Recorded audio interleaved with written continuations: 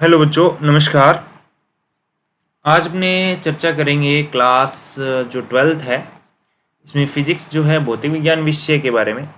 और भौतिक विज्ञान जो विषय है, इस विषय के अंदर अपने जो जितने भी चैप्टर हैं आपके 14 चैप्टर जो हैं, इन सभी चैप्टर में जितने इम्पोर्टेंट आपके MCQ बन सकते हैं, ब्लैंक्स बन सकते हैं, खालिस्तान जिसको बोलते हैं, इसके अलावा वन लाइनर जो क्वेश्चन बन सकते हैं और जो आपके बड़े क्वेश्चन बन सकते हैं, यानी लॉन्ग क्वेश्चन जो बन सकते हैं, इन क्वेश्चनों की सारी जो पॉसिबिलिटीज़ हैं, जो इम्पोर्टेंट है आपके, उन क्वेश्चंस की ये एक सीरीज़ में शुरू करने जा रहा हूँ, जिसके अंदर आपको पर डे हर चैप्टर में से जो इम्पोर्टेंट क्वेश्चन है उनकी वीडियो मिलेगी। जो MCQ और ब्लैंक्स हैं और वन लाइनर है उनको एक्सप्लेन किया जाएगा, और जो लॉन्ग क्वेश्चन है, जो डेरिवेशन है, ओनली जो फॉर्मूला डेरिवेशन है, वो केवल और केवल आपने खुद नहीं करनी है। कोई भी डाउट हो किसी भी डेरिवेशन में, वो आप कमेंट में लिखेंगे, वो मैं आपको सॉल्व करवा दूंगा नेक्स्ट वीडियो में। तो आज बिना किसी देरी के शुरू करते हैं। अपने वस्तुनिष्ठ प्रश्न है, पहला चैप्टर है अपना, जिसका नाम है विद्युत आवेश एवं क्षेत्र। वस्तुनिष्ठ प्रश्न में पहला प्रश्न जो है आपके लाइक वो है, दो आवेशों के बीच बल F है, यदि उनके मध्य की दूरी को 3 गुना कर दिया जाए तब आवेशों के मध्य बल क्या होगा। यदि पहले बल जो लग रहा है F, उसका मान क्या होगा, Q1 Q2 बाय R² होगा। अब इसने कहा कि बीच की दूरी कितनी कर दी, 3 गुना कर दी, यानी R थी पहले, अब वो हो गई 3R। ठीक है, तो कंडीशन क्या बनेगी, F बराबर क्या हो जाएगा, F के बराबर में हो जाएगा आपके, एक मिनट इसको मैं थोड़ा वापस लिख लेता हूँ, तो ये बन जाएगा F के बराबर में Q1, चार्ज नहीं बदला तो K1 Q2 रहेगा, और बटे में त्रिज्या हो गई 3R, मतलब त्रिज्या का मतलब बीच की दूरी जो है वो 3R हो गई, और इसका स्क्वायर करोगे और इसको अगर आप सॉल्व आउट करते हो तो भाई ये मिलता है आपको F, थिकनेस ज़्यादा पतली हो गई, कम हो गई ना, हाँ, F equal Q1 Q2 bye 9R²। तो ये जो आप देख पा रहे हो यहाँ पे, जो आपका Q1 Q2 बाय R है, R² है, ये जो देख पा रहे हो ये आपका F है, ये आपका F डैश है बाद वाला, तो F डैश जो होगा वो किसके इक्वल होगा, F बाय 9 के इक्वल होगा। तो ऑप्शन नंबर C जो है वो आपका करेक्ट हो जाएगा। ठीक है, नेक्स्ट क्वेश्चन देखिए, जिन वाहनों में ज्वलनशील पदार्थ भरा होता है उनमें प्राय धातु की जंजीरें लटकाई जाती हैं, इसका क्या कारण है। वाहन की गति नियंत्रित करता है, वाहन को पलटने से बचाता है, इनमें से कोई नहीं। और एक ऑप्शन है, वाहन में टायरों के घर्षण व सामने की हवा से जमा आवेश पृथ्वी में जा सके और आग लगने का खतरा टल सके। तो इसका सही आंसर होगा ऑप्शन नंबर C। क्लियर है। प्रश्न संख्या 3, यदि दो आवेशों के मध्य वायु के स्थान पर K परावैद्युतांक वाला माध्यम भर दिया जाए तो उनके मध्य लगने वाला अधिकतम आकर्षण बल कितना होगा। तो अधिकतम बल जो होगा, अगर बीच में परावैद्युतांक पदार्थ है तो ये F डैश बराबर पहले का जो बल है और बटे में K हो जाता है, यानी K गुना कम हो जाएगा, अपरिवर्तीय रहेगा, K गुना बढ़ेगा, या 1/K गुना अधिक हो जाएगा। तो K परावैद्युतांक वाला माध्यम भर दिया जाता है तो उनके मध्य लगने वाला जो आकर्षण बल है वो क्या होगा। तो वो जो आकर्षण बल है वायु के स्थान पर माध्यम भर दिया आपने, तो वो आपका कम हो जाएगा, कितना, K गुना कम हो जाएगा। कितना हो जाएगा, K गुना क्या हो जाएगा, कम हो जाएगा।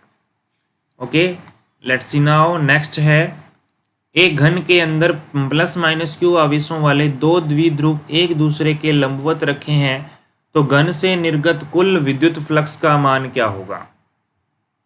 ये आपका कोई घन रखा हुआ है, इसके कोनों पे जैसे एक ये द्विध्रुव आघूर्ण रख दिया, एक ये द्विध्रुव आघूर्ण रख दिया, आपस में दोनों के बीच में 90 डिग्री का कोण है। तो यहाँ पर ये प्लस का आवेश है, ये माइनस का आवेश है, ये प्लस का आवेश है, ये माइनस का आवेश है। पूछा क्या है, विद्युत फ्लक्स यानी कि इलेक्ट्रिक फ्लक्स पूछा है आपको। टू डायपोल जो डायपोल हैं उनको परपेंडिकुलर रख दिया गया है, तो इस तरह से कंडीशन बनेगी। यहाँ टोटल चार्ज कितना बनेगा, कुल आवेश बनेगा, आप कहोगे plus Q minus Q plus Q minus Q, तो ओवरऑल रिजल्ट कितना आया 0। तो फ्लक्स क्या होता है, फ्लक्स जो है total charge by epsilon not होता है। गाउस का नियम यही तो बताता है आपको। तो यहाँ से आप देखोगे सिग्मा क्यू की वैल्यू 0, तो ओवरऑल वैल्यू भी क्या आएगी मेरे भाई 0 आएगी। आगे है एक इलेक्ट्रॉन व प्रोटॉन एक एंगस्ट्रॉम दूरी पर स्थित है तो निकाय का द्विध्रुव आघूर्ण होगा।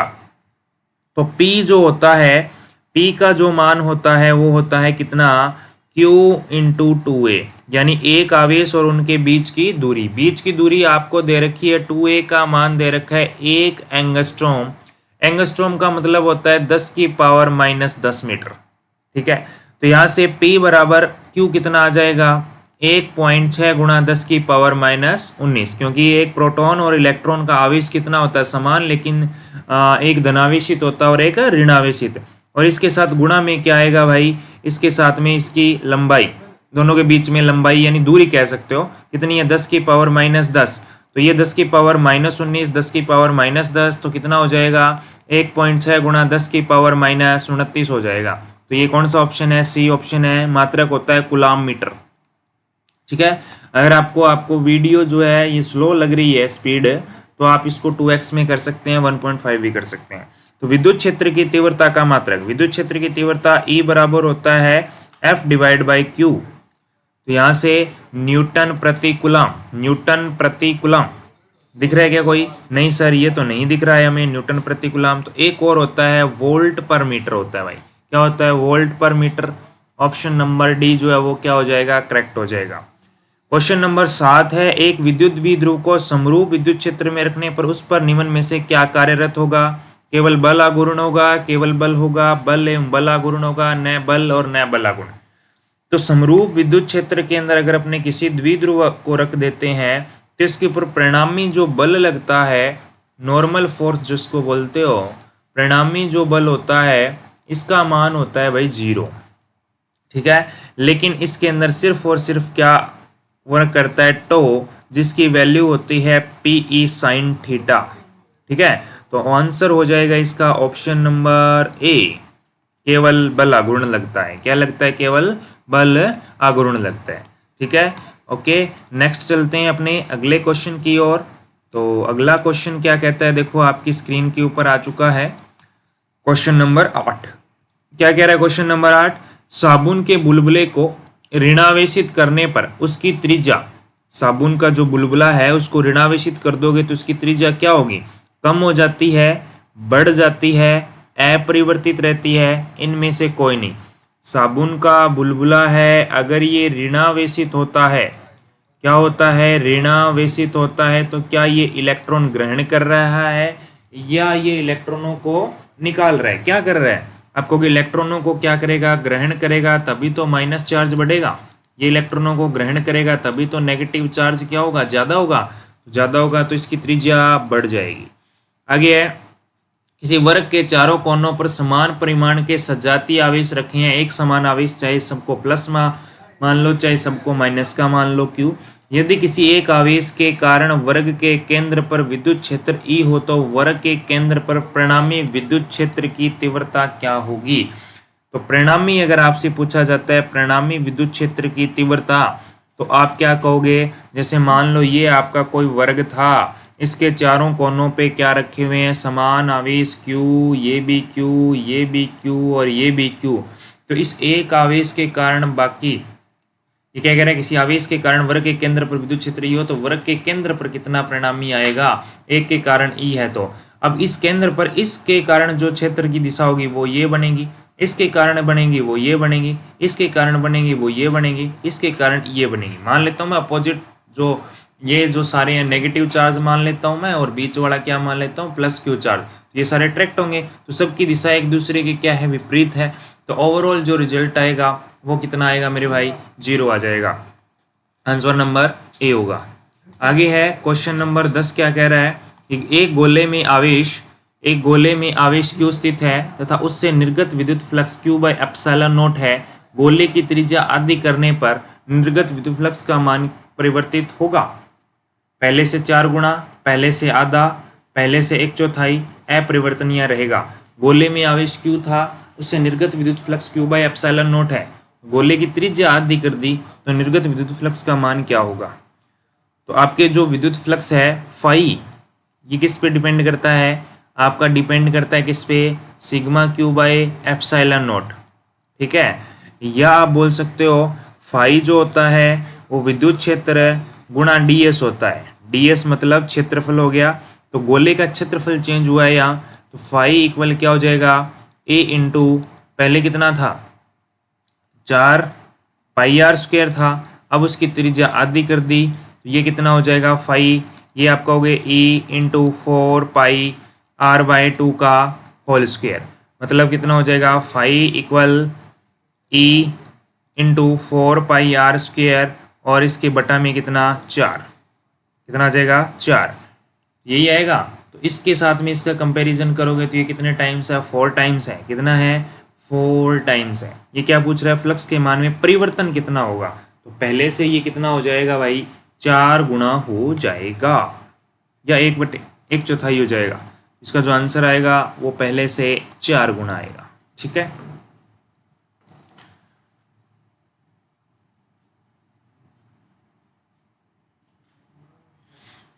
चलो यहाँ अगर ये आकृति जो होती है ये आपकी एक सममित आकृति न होती तो इसके अंदर इसका कोई फर्क नहीं पड़ता, ठीक है ना। तो ये बात आपको याद रखनी है, फ्लक्स के मान में परिवर्तन कितना होगा, ठीक है। तो अगला प्रश्न क्वेश्चन नंबर 11 देखो। एक चालक गोले पर -50 ई आवेश है तथा दूसरे गोले पर +20 ई आवेश है। यदि दोनों गोलों को स्पर्श कराकर अलग किया जाए तो प्रत्येक पर आवेश क्या होगा? तो आवेश होगा, इस पर प्लस का 20 है, इस पर माइनस का 50 है। ओवरऑल जो रिजल्ट आएगा वो माइनस का 30 आएगा, दोनों पे आधा आधा आएगा, मतलब माइनस का 15, ठीक है, 15 ई। आगे विद्युत फ्लक्स की विमा क्या है? फ्लक्स क्या होता है? फाई, ये होता है ई डॉट डी ए या डी एस बोल सकते हो, यानी क्षेत्रफल बोल सकते हो इसको। तो यहाँ से इसकी विमा निकाल सकते हो आप। ई विद्युत क्षेत्र जो होता है वो क्या होता है? आपको F/Q होता है, ठीक है। और इंटू में क्या आ गया? क्षेत्रफल आ गया। तो यहाँ से बल की विमा आपको पता है M1 L1 T-2 होती है, और डिवाइड में क्या है आपके पास? A1 T1 है, और मल्टीप्लाई में क्षेत्रफल है यानी L2 है। अगर इसको आप सॉल्व करते हो तो ये रिजल्ट आता है आपके पास M1 L3 T-3 A-1। तो M1 L3 T-3 A-1 यानी ऑप्शन नंबर ए जो है वो आपका बिल्कुल करेक्ट होगा। आगे एक कूलाम में इलेक्ट्रॉनों की संख्या, ये तो आंख बंद करके बता सकते हो। एक क्वांटा पूछ रहा है, आवेश का क्वांटा, ठीक है। 1.6 × 10⁻19, सॉरी ये तो आवेश होता है ना, क्वांटा तो आवेश होता है। इलेक्ट्रॉनों की संख्या पूछ रहा है तो 6.25 × 10⁻18, Q बराबर N ही होता है। तो Q का मान कितना पुट कर दो? 1 पुट कर दो। N का मान आपने निकालना है, E का मान आप 1.6 × 10⁻19 पुट कर सकते हो, ठीक है। ओके, थोड़ा सा मिस्टेक हो गया था क्वेश्चन को सही न पढ़ने की वजह से, तो आपको क्वेश्चन सही पढ़ना है। विद्युत क्षेत्र ए में द्विध्रुव आघूर्ण वाले द्विध्रुव पर लगने वाले बल आघूर्ण होता है। तो बल आघूर्ण क्या होता है? टो होता है PE sin थीटा लिख सकते हो, या इसी को लिख सकते हो आप tau equal P cross E। Option number A सही होगा। ओके, आगे देखिएगा 15वां क्वेश्चन जो है, आवेश की एक अचालक समतल चादर जिसका पृष्ठीय आवेश घनत्व सिग्मा है, ठीक है, कंडक्टिंग जो है आपकी प्लेट के समीप r दूरी पर विद्युत क्षेत्र की तीव्रता कितनी होगी? तो कितनी होती है प्लेट के कारण? σ/2 एप्सिलॉन नॉट होता है। कितना होता है? σ/2 एप्सिलॉन नॉट, याद रखें। उसके बाद है मुक्त आकाश की परावैद्युतशीलता एप्सिलॉन नॉट कितनी होती है? तो ये होती है 9 गुणा, सॉरी ये तो K का मान था जो पहला लिखा हुआ है, ये तो K का मान होता है, यानी 1/4 पाई एप्सिलॉन नॉट की वैल्यू ये होती है। और ये एप्सिलॉन नॉट की वैल्यू पूछे तो ये होती है 8.85 × 10⁻12 कूलॉम स्क्वायर पर न्यूटन मीटर स्क्वायर। हाँ जी, मात्रक भी उल्टा पुल्टा करने से आंसर चेंज हो जाता है। क्योंकि के बराबर क्या होता है 1/4 पाई एप्सिलॉन नॉट है। तो के का मात्रक होता है न्यूटन मीटर स्क्वायर पर कूलम स्क्वायर। तो एप्सिलॉन नॉट का इसका व्युत्क्रम होगा। एप्सिलॉन नॉट का मात्रक क्या बनेगा, यहाँ से अगर आप देखोगे तो इसका जो मात्रक बनेगा भैया कूलम स्क्वायर पर न्यूटन मीटर स्क्वायर बनेगा। Okay, let's see now next. परावैद्युत माध्यम में गाउस का नियम है। तो गाउस का नियम क्या होता है, बंद पृष्ठ के लिए रेखा समाकलन का मान q बाय एप्सिलॉन नॉट के इक्वल होता है। यही पढ़ा हुआ है। परावैद्युत माध्यम के लिए बात कर रहा है, तो इसके अंदर क्या आ जाएगा, के और आ जाएगा, है ना। तो ऑप्शन नंबर ए जो है वो आपका क्या हो जाएगा भाई, करेक्ट हो जाएगा। ओके ओके, आगे देखो। अरे भाई ज़्यादा बड़ा हो गया, एक मिनट। किसी विद्युत द्विध्रुव के कारण विद्युत क्षेत्र E दूरी पर निर्भर करता है।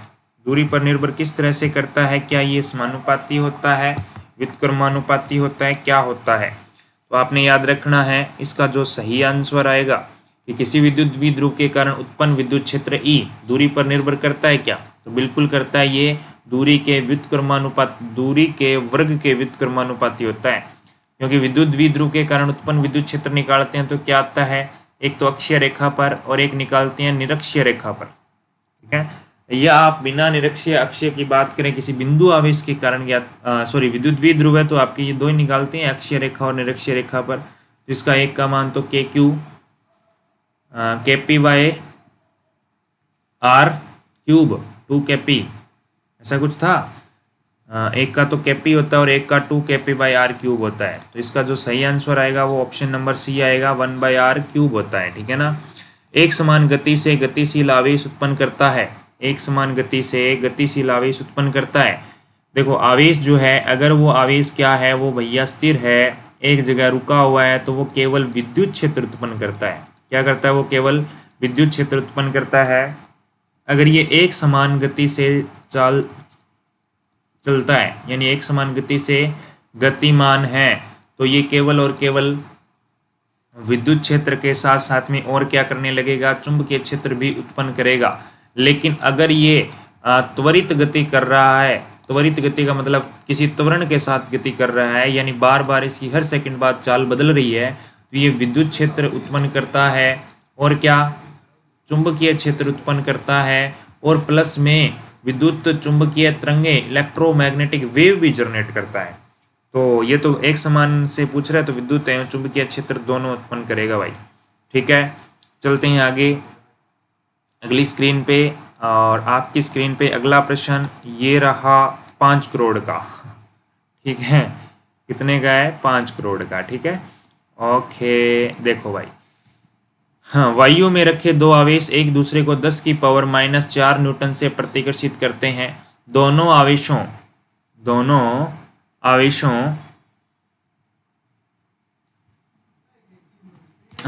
आवेशों के मध्य तेल भर दिया जाता है। दोनों आवेशों के मध्य तेल भर दिया जाए तो 2.5 गुणा 10 की पावर -5 न्यूटन बल हो जाता है। तो तेल का परावैद्युतांक कितना है, तेल का परावैद्युतांक कितना है, ये पूछना चाहता है। वायु में अगर आवेश रखे हैं तो बल कितना लग रहा है, 10 की पावर -4 न्यूटन लग रहा है। अगर उनके बीच में तेल भर दिया जाए तो बल लग रहा है 2.5 गुणा 10 की पावर 5। ठीक है, तो आपको पता है F मीडियम जो होता है उसमें डिवाइड कर दो K का, तो F निर्वात आ जाता है। या आप कह सकते हो परावैद्युतांक जो होता है एप्सिलॉन R। एक मिनट, इसको थोड़ा मैं रफ कर दूं। तो एप्सिलॉन R जो है वो होता है मीडियम बाय F।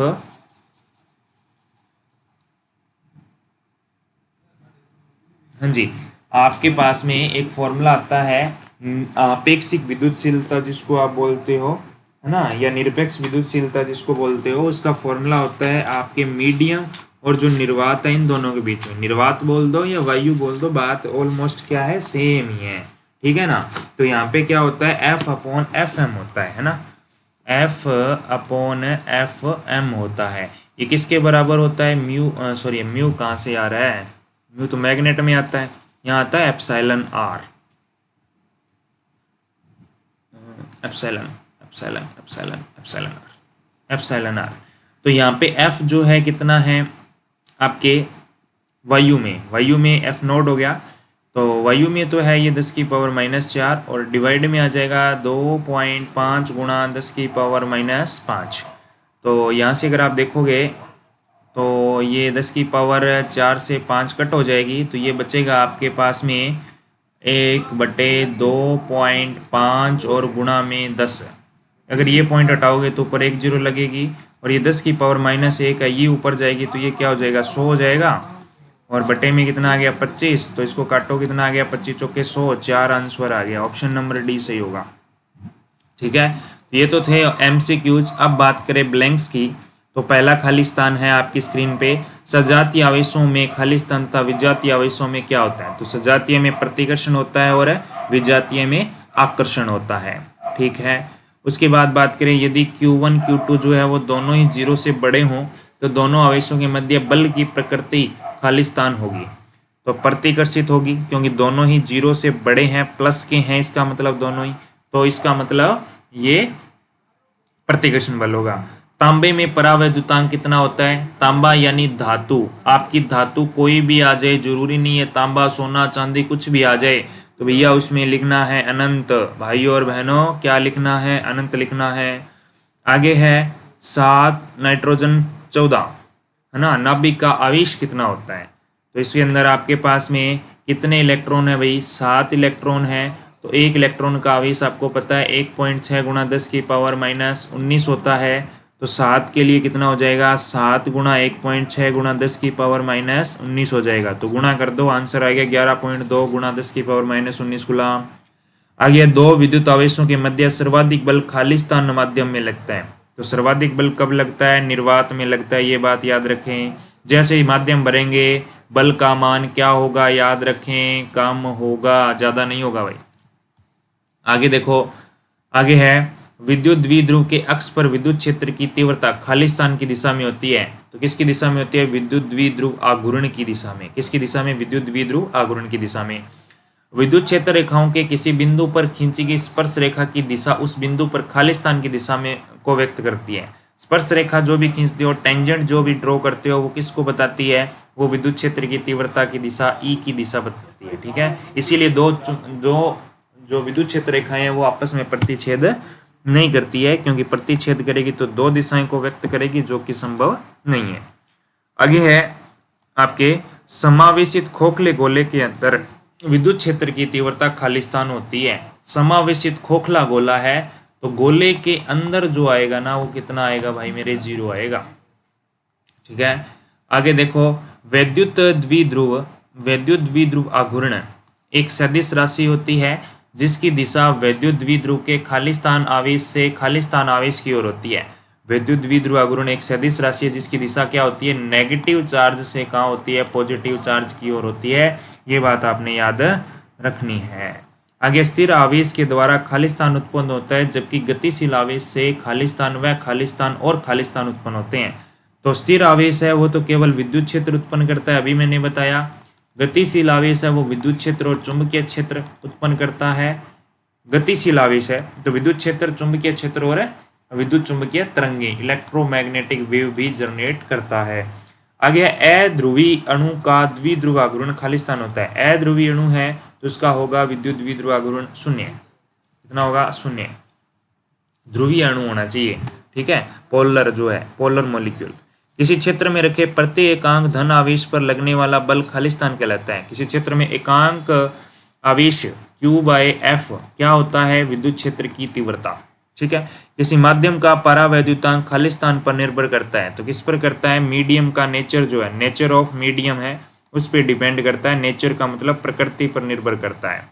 आगे किसी विद्युत द्विध्रुव पर नेट आवेश कितना होता है, विद्युत द्विध्रुव पर नेट आवेश 0 होता है, क्योंकि एक धनावेशित होता है और एक ऋणावेशित। और विद्युत द्विध्रुव की परिभाषा भी यही कहती है कि दो समान परिमाण एवं विपरीत प्रकृति के आवेश अत्यल्प दूरी पर रख दिए जाएं तो यह व्यवस्था क्या कहलाती है, आपकी विद्युत द्विध्रुव कहलाती है ना। आगे चलते हैं अपने, आगे आपके ये रहे एक क्वेश्चन और है भैया खाली स्थान वाला।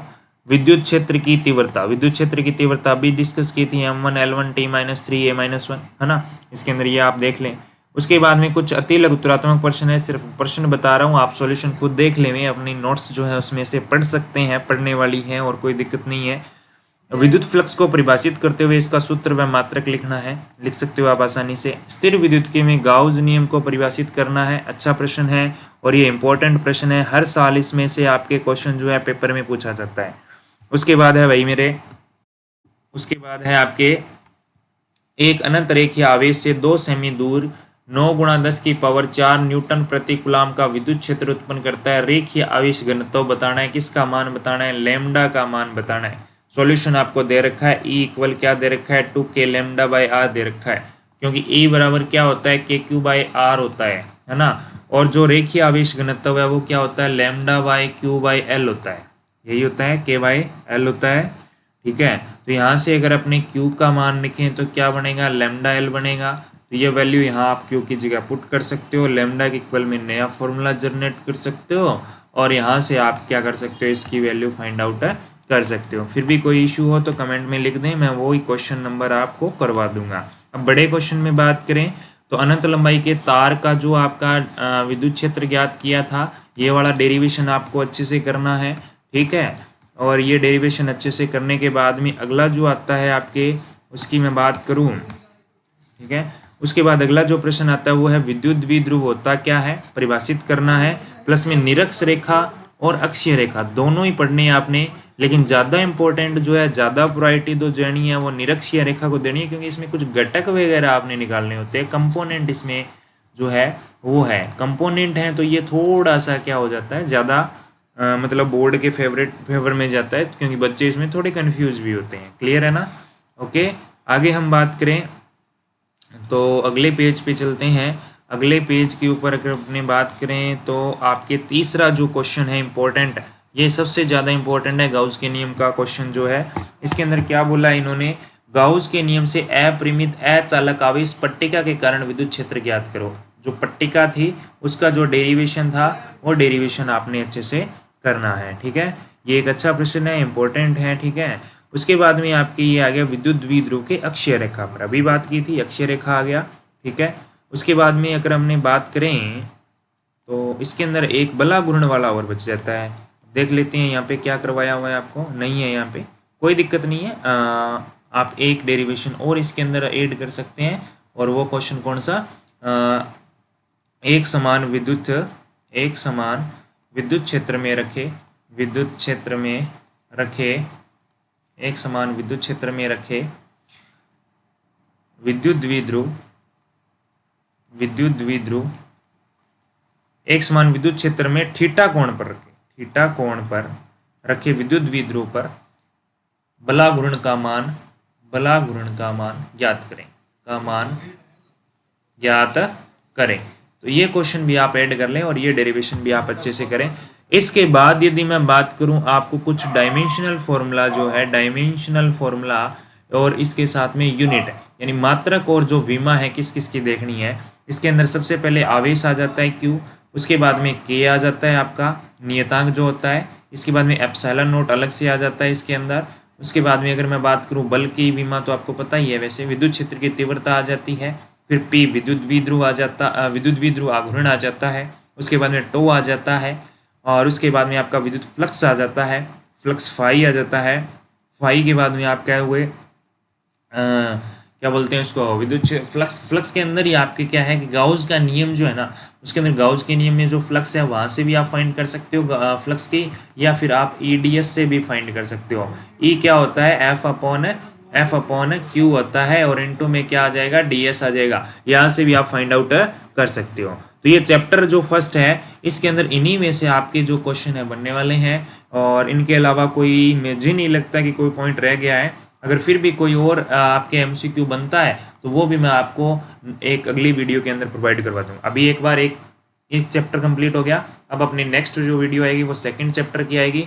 डेली आपको एक वीडियो मिलेगी और 14 दिनों के अंदर आपको पूरे की पूरी जो बुक है, आज 1 तारीख है, 1 से लेकर 14 तारीख तक आपको सारे चैप्टर जो हैं वो उनके जो क्वेश्चन है वो आपको प्रोवाइड करवा दिए जाएंगे। चैनल से जुड़े रहें और नई अपडेट के लिए, नए क्वेश्चंस के लिए, कोई डाउट पूछने के लिए कमेंट में आप लिख सकते हैं और अपने साथियों को भी शेयर कर सकते हैं। और मिलेंगे नेक्स्ट वीडियो में, तब तक के लिए धन्यवाद। जय हिंद, जय भारत। पढ़ते रहें और आगे बढ़ते रहें। धन्यवाद।